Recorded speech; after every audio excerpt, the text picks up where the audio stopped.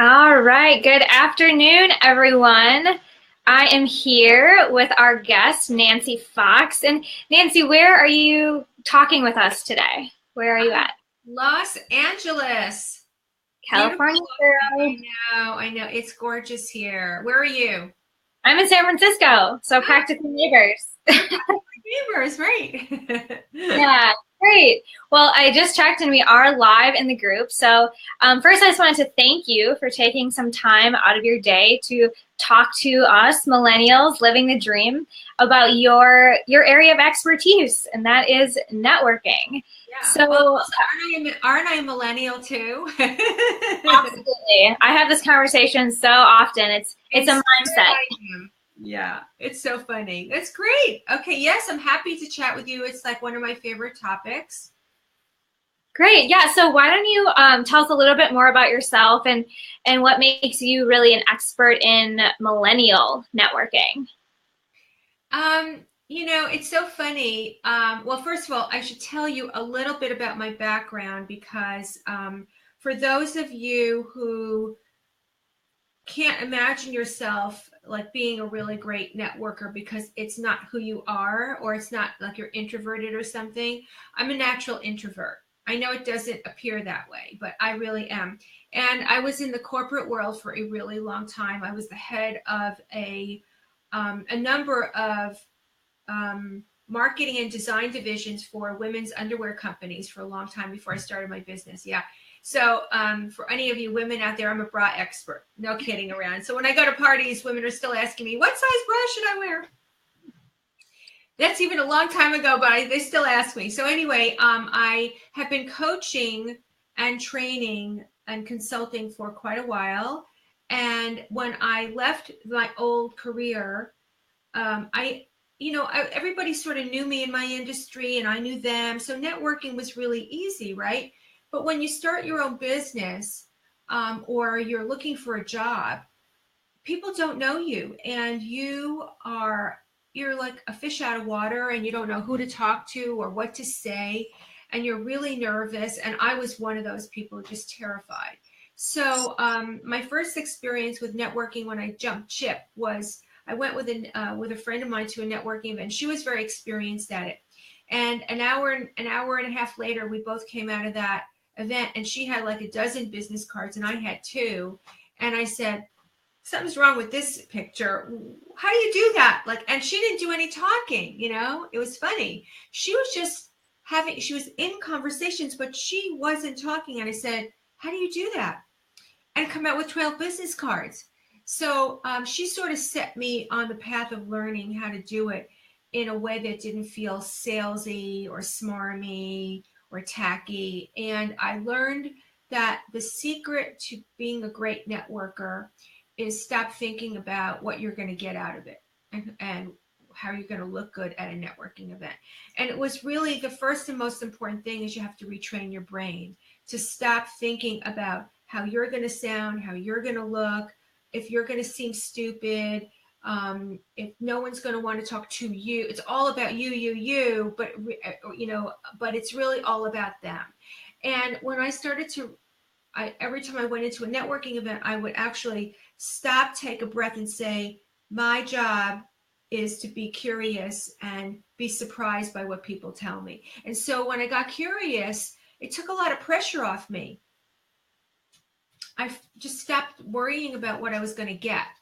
And I started to really enjoy the conversations with people. And along the way, they got to see that I was interested in them and curious about them. And so they were naturally now starting to come toward me instead of away. And that was the first big secret. Yeah, I love that. I love that. I'm hearing from a lot of people, and one of the reasons why I wanted to bring a networking expert in is, what do I need to say? How am I going to get people interested in me? What is the secret icebreaker? And I think what you just said, it's curiosity and getting interested in other people, and taking that stress off of yourself to think that you have to say the right things or be in the right places. It's not about you saying the right thing. It's about you asking in the right way and listening. Love that. Totally agree. So maybe just taking one step back is, We're talking now that like the goal of networking is maybe to get to know other people or to listen well. But why do you think networking is necessary, especially for millennials at this day in this day and age? It's a really good question, because we're so accustomed to being connected. Um, I am as millennial as they come in this approach. I've built so many relationships now over the years, face to face, and I love being with people online almost as much, maybe more than in person. So, but I've paid my dues, and you have to learn how to have a conversation. That's number one. So here's why I think it's really important. Um, I don't care what you're doing in your life, whether it's job hunting or working with colleagues or building a business. Unless you're going to be doing like just working with yourself and there's going to be no one in your life, you're going to have to meet people. And I don't know any business that's completely only about you. Something's happening where you're doing something with other people, even if it's just having vendors or accountants that you work with or lawyers you work with, or, people who are going to help you with your technology or whatever. You have to work with people in some way. And if you don't learn how to get people to be willing to work with you, you're leaving a lot of money and opportunity on the table. So at whatever stage you're at and whatever age you're at, it's still the same thing. You're living in a world of people. Now, that doesn't mean you have to be on a stage. It doesn't mean you have to be a great talker. It doesn't mean any of that. You could be the most introverted person. If you learn how to ask great questions and smile and listen, you're a great networker. That's it. That's all it really takes, because eventually the conversation is going to be where people will stop talking and start asking you something about you. Yeah. So networking really is like about being human and like doing your part in the world, maybe. I also think that millennials, the perception is that you don't have to connect in real life, but you're doing it all the time. I mean, you're going into Starbucks, you're going into the store, you're going to the gas station.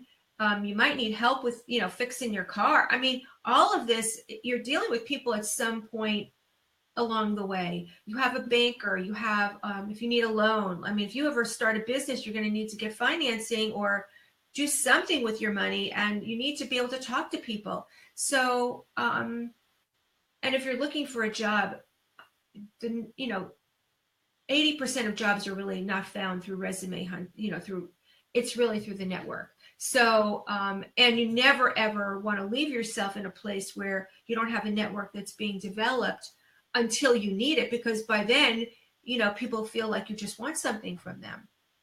Yes. Yeah. Networking really is should be a constant practice, right? I And wish then we could like, change the name of it though, because I think it turns people off. yeah.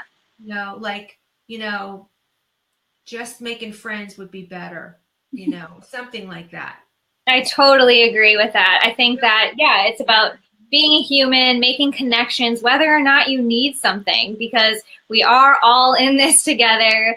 Like whether or not you need a loan right now, or someone else that might need a loan someday, making the right connections and being like a real amicable person that can hold a conversation is critical for whatever you're doing. Yeah, I mean, even just think about this. A friend of mine she is the head of an organization, but because she had a good network, when her husband got sick and he needed the right doctor, she reached out to her network, and you know what? She got him an appointment with the top doctor in his, particular area of need. She never would have gotten that without knowing the right people. He would have been on the waiting list way back then. So, you don't realize how much we really need to have, and that's why meeting the right people is critical.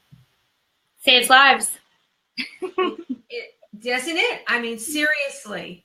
Yeah, no, truly. Yeah, yeah. So in your book, which I so appreciate, your very first tenet is that all networking is not created equal. And what we're talking about now, and something that I talk a lot about, is that networking is kind of a 360 game, and that you should be looking all around. Like, can you network with people like from your past, from your future, like, you know, all around you, there are people you can connect with. And although you do talk about like the importance of networking up, so can you talk a little bit about like why making, like you just said, the right connections is so beneficial? Well, can I give two stories? Actually, Please. okay. So my first, how I really learned this was from my father, who never, like, he was really interesting. When I was a millennial of age, was in a dead end job and I just couldn't find my way out of it. And my father kept begging me to get another job. And he said he was a designer, a women's clothing designer, and he had a lot of connections because he kept going to all these shows. And he had a connection with a senior VP at another company who was the head of advertising, and he was chatting with him about me. And I lived in LA, and that guy lived in LA. My father begged me to have a meeting with, call him. And so he knew a senior VP of advertising at another company. Now, this company was an underwear company. I didn't even know about underwear. I didn't care about underwear. Nothing. Did you wear underwear at the time? I didn't even wear underwear at the time. I'm not kidding. In those days, we weren't wearing bras, so it was crazy. So anyway, he told me, he begged me, and I was rolling my eyes going, Dad, really? You know, like one of those. But I did call him. And because of him, I got a meeting with the head of sales of that company. And in 10 minutes, I had a job, and it set me off onto the career of a lifetime. I mean, I had a great time for a long time. And it was that if my father had not known that head of advertising, I never would have gotten the job or even the interview. And it's amazing. So anyway, that was one lesson. And my friend, the friend that took me to my first networking event, when I looked at her contact list, in those days, we called it a Rolodex, but it was actually in her Palm Pilot. If anybody's ever heard of that, there was this thing called a Palm Pilot. And you would scroll through the contacts. And one day, you know, she's just scrolling through showing me about contacts. And I saw the name Tom Brokaw. And I said, wait a minute, stop. And I said, who is that? She says, that's Tom Brokaw. I said, like the real Tom Brokaw? And she said, yeah. I said, well, how do you know Tom Brokaw? She goes, I met him at a networking meeting. I mean, it's crazy. You know, so I'm a very big believer that you need to network up to meet the right people. If you start networking with people only at your level, which is a lot of what millennials tend to do, and they do it because they're comfortable, and you like hanging out with each other. And I get it, it's good. And you also do know people at other companies, and that's great too. But if you don't know decision makers, and if you don't start learning how to meet decision makers, you're going to be behind the 8 ball, because the people you really need are people with great networks who have the influence to make decisions, to hire you, to do business with you, to recommend you, and they have clout. And you got to know people with clout. I don't care if you call it snobby, that's the truth. And what I see happening is a lot of younger people are hanging out at networking events. I watch them, and they're hanging out with each other, and they're not moving around the room. And I want to pull them and say, here, go talk to that guy with the gray hair, because he's making the decisions around here. Go. And they don't know what to say. But there's a way of having a conversation. They want to have conversations with you. They want to know a lot about what you think. And do you want to know why?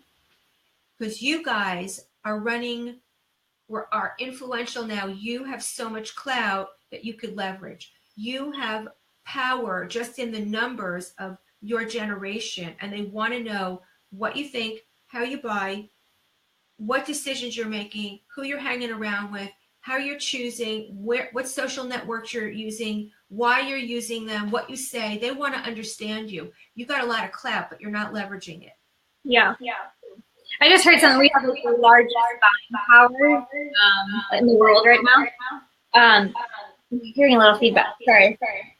So you're talking about like in person, millennials are making the mistake of just staying with the people that they know. And so I'm curious, how can we change that? Or how do we go to that guy with the gray hair in person, but also online? Because you probably see us hanging out with our 1,000 friends that we kind of know, like our Rolodex on as Facebook friends. So what are the steps that we can take to start, talking to those decision makers in person and online? Great question. So before we even get to the what to do, I think that there is something that everybody, not just millennials, need to learn about the way they process information first. So what I mean by that, networking is all about connecting the dots in your head before you ever open your mouth.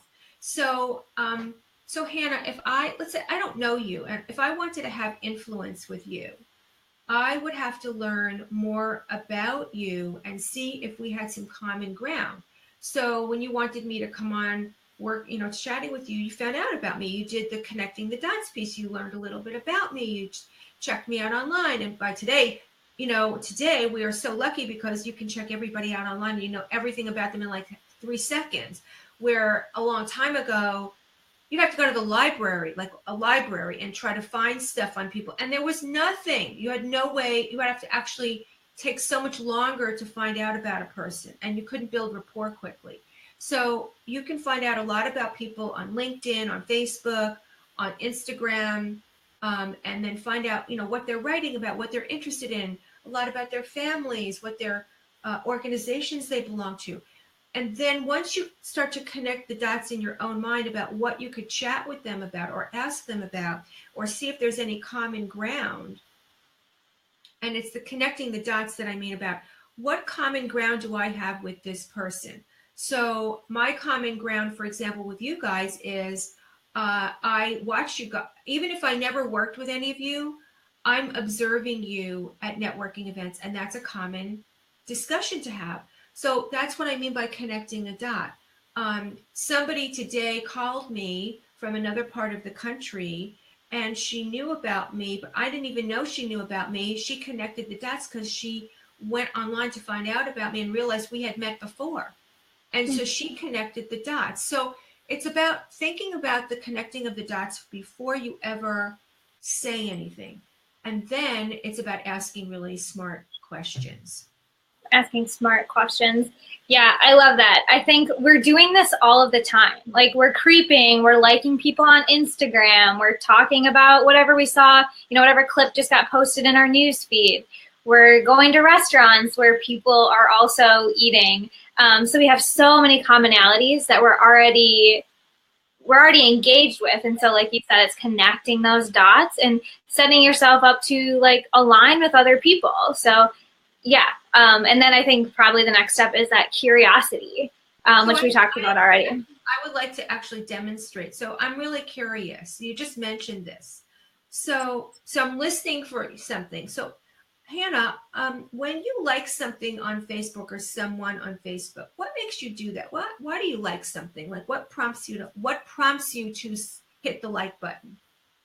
Usually there's some sort of like emotional reaction, like that's cute or good for them, or I can relate. That's something I understand.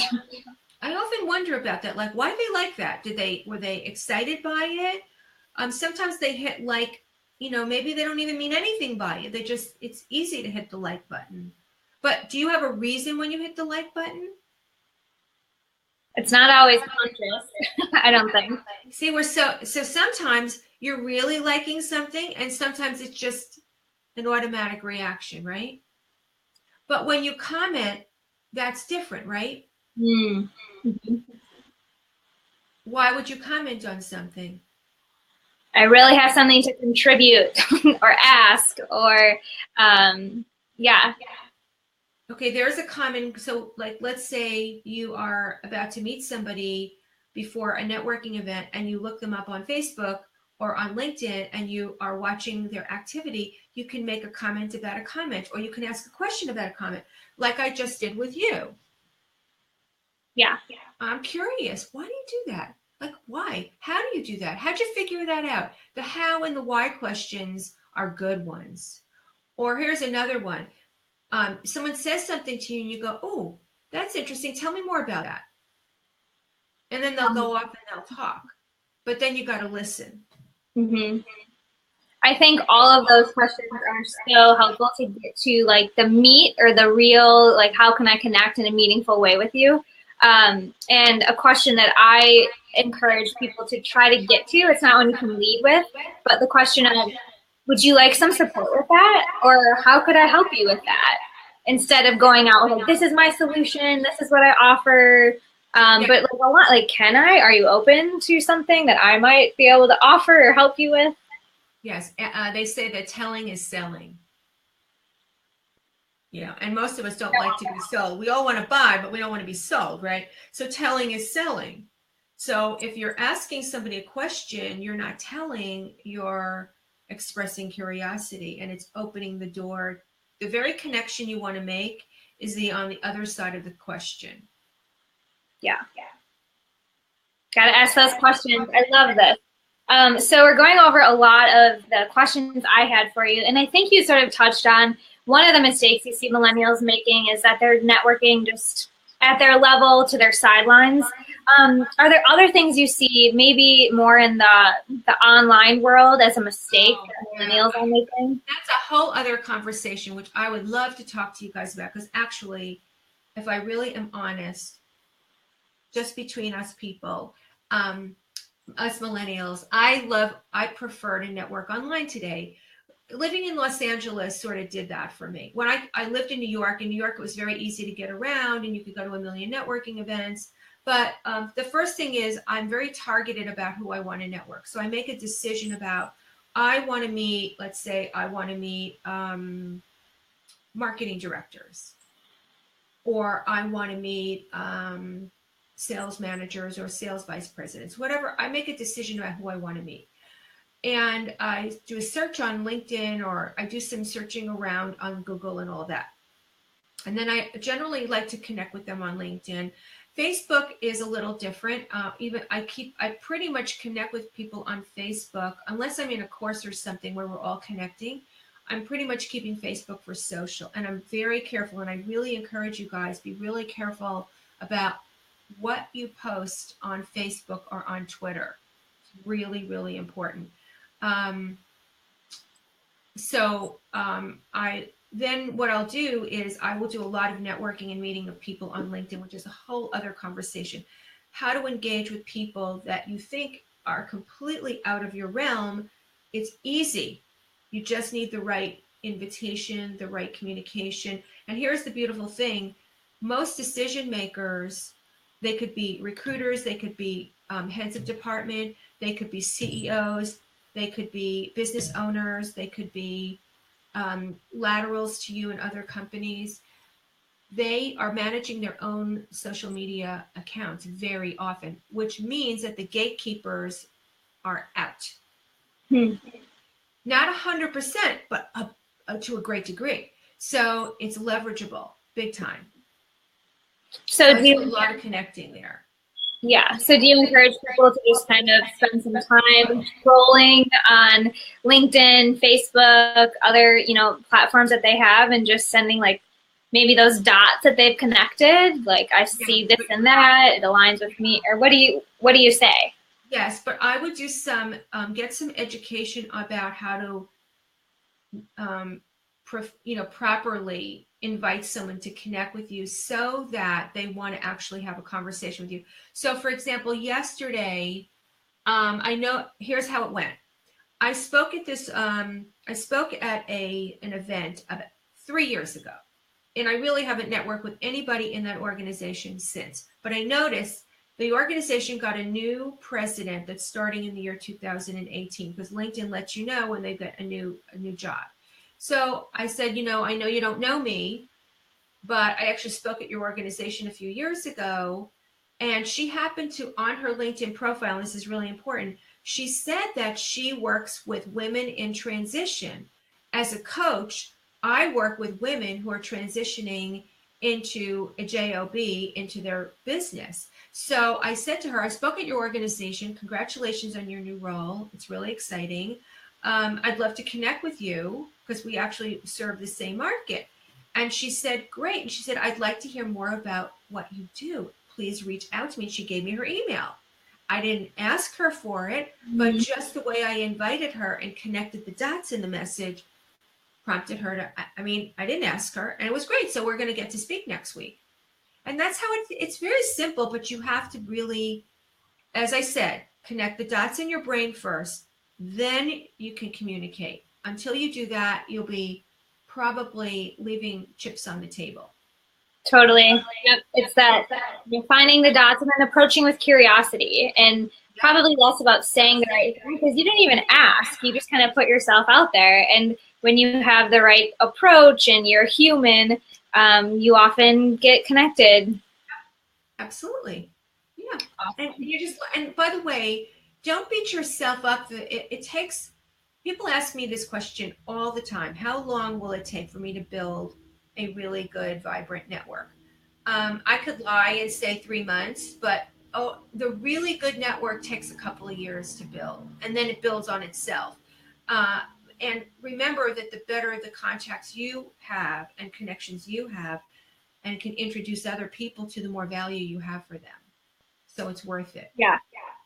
Well, and you said like when you changed industries, it was a whole new game. And so it's really a lifetime of networking, building relationships, and also fostering those relationships. Like you said, you might not need a doctor this week, but in 3 years you might. And so continuing to be that personable, connected, real person. Yeah. And I know you're going to say it's hard work, but you want to tell me something that's worth having that isn't? I mean, seriously, if that's what you're going to focus on, then you're not going to have what you want. I don't care what it is. There's nothing on this planet that is easy. And anything that looks easy that's worth having, they're lying to you. It's just not true. Not true. Anything that I've ever either had myself or helped my clients have or seen around me, it is just worth the work.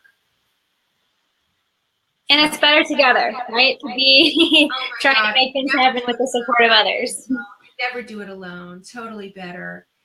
And just having this opportunity is like, now we have a relationship that we didn't have before. We were chatting a little bit on Facebook, but this is a whole other deal. Oh, and that's the other thing. Now you can have a face-to-face meeting with somebody and not even get out of your car or out of your house. And it is like being, like if you had a cup of coffee and I have a cup of, this is a coffee date in my mind. Yes. Totally. It's the greatest. It's really great. Yeah. So it's it's quite easy if just practice the basic principles, and that's about it. And then just keep doing it, and it grows. Totally. We have so many resources and platforms and people available to us.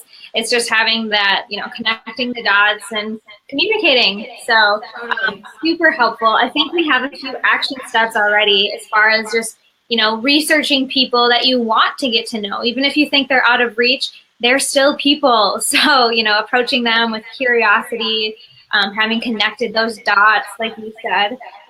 But do you have any other sort of action steps that we could take today to start building, this community or network, whatever, friends, whatever you want to call it?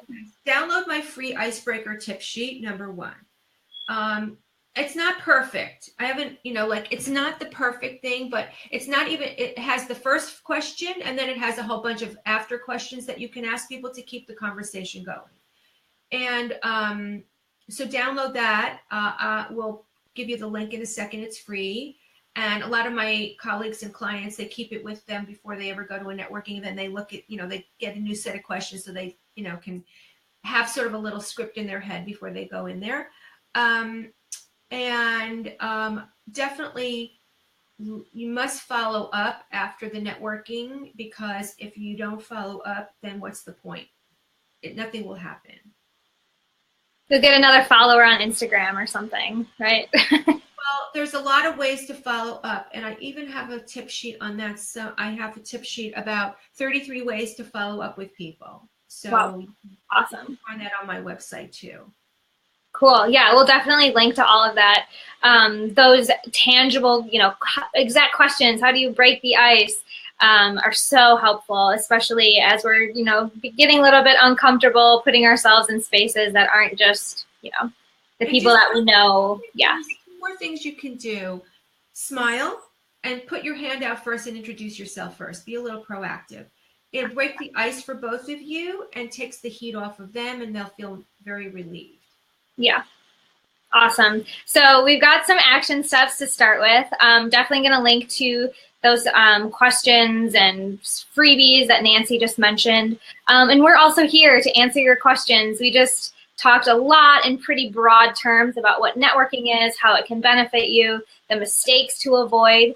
But yeah, if and when you have more questions about expanding your network and making sure that you've got the right people in your court, knowing who you are and what you're about, drop either of us a note. Nancy's in the group because she's a millennial-minded go-getter that is living her dreams and helping others do the same. So let's keep this going. This is even just a platform for some of you to start talking. Maybe there's people in the group you've been seeing that you could go connect some dots or send a Facebook message. Not painful. Right.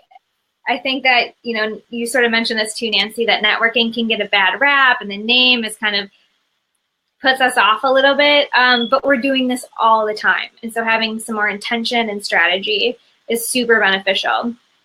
I also have a little freebie for you all more about the intention behind networking and how you can set your mindset up thinking about like you're a real person and it's not about you, taking that stress off of having, the right things to say.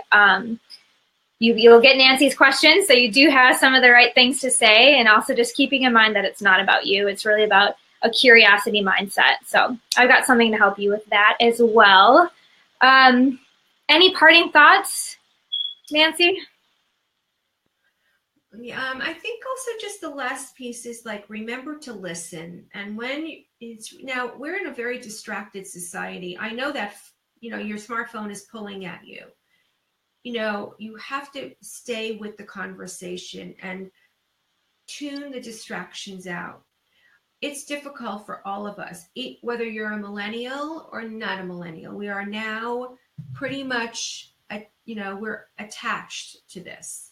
And we've got tons of stuff binging and clinging and, all these different sounds hitting us all the time. You've got to pay attention to people or it comes off very phony. And the last thing you want to do is be phony about this. Okay, I'm sorry. That's a really good pun. I don't think phony. Yeah. Oh, yeah. Don't be phony. I didn't get that. Oh, God, Hannah, you are good. I'm stealing that, girl. All right. I'm stealing that. Do not be phony. Don't be phony. Really, I don't know. Yeah, pay attention to don't be phony. It's awful. Like when you're not, you see somebody's eyes, like, at their phone when you're talking to, oh my God, it's awful. So don't do that. Yep. That's you talked about one of your tenets, that not all networking is created equal. One of my tenets is be a real person. So I definitely agree with that. So yeah, I think we can kind of wrap up for today. Again, we'll drop Nancy's freebies so you can get those questions. We'll drop my freebies so you can get some support with mindset. And we are real people who like to talk. So yeah, go ahead. For anybody in the group that is viewing this session, please link with me on LinkedIn. You can see a lot about how I do stuff. And you'll get ideas and you'll see, my connections, and you'll be seeing my posts about how I leverage LinkedIn. And it's really a great tool. So definitely I invite you to connect with me on LinkedIn. You'll look for, there probably are a bunch of Nancy Foxes, but my company is the Business Fox. And so if you search LinkedIn, the Business Fox, you'll see it. It'll come up. Awesome. So generous today with your time and your wisdom and your freebies and your connections. So appreciate it, Nancy. And I have a feeling, this is just the beginning. We're going to follow up and keep these rooms working. About a particular networking event. I just got one in my group today from somebody who said, how can I leverage my networking? I want to get marketing clients. And I gave her some tips, and, she was trying to figure out who to speak to. before you go to an event, try to check out the attendee list if you can find it. So yeah, I'm happy to answer any of your questions. Amazing. Okay. Thank you so much. We will be in touch, everyone. Have a great rest of your Thursday. Me. Thank Good you. luck, everybody.